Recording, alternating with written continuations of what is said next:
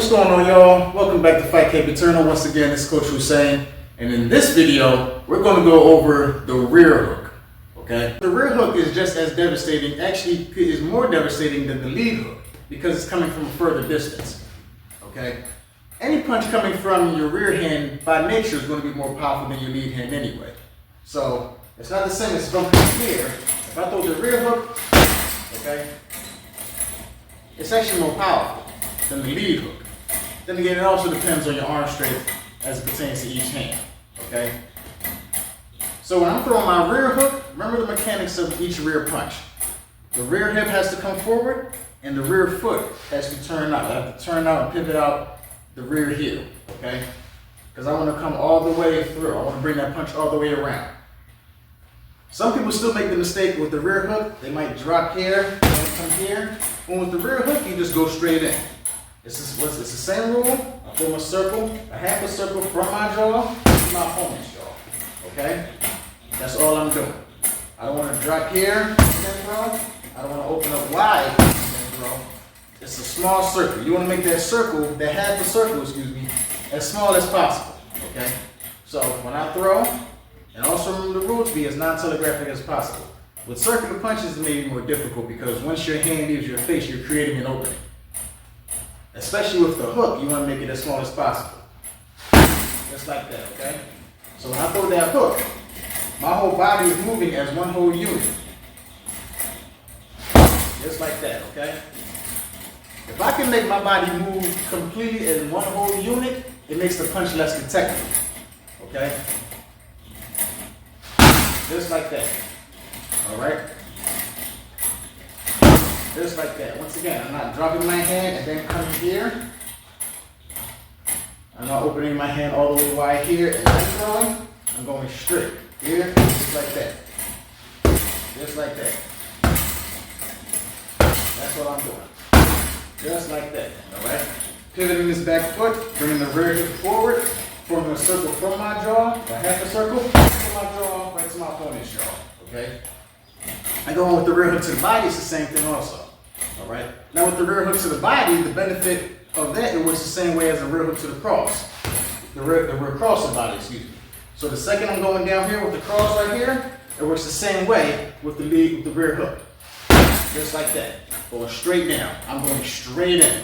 So I'm not ducking down here, then throwing the hook. I'm going straight in. Okay? Best way to work body shots outside of the jab and the cross, when it comes to the rear hook or the lead hook, or even the uppercuts to the body, which we'll get into in a later video, you want to set that up, okay? So I'll set up, I'll feint, I'll touch here. Once it gets his hands to react, once it creates the opening for his body, then I go straight in, okay? And I also go straight down. I go straight in. I don't drop here and then throw. I don't want to make it a two-part thing.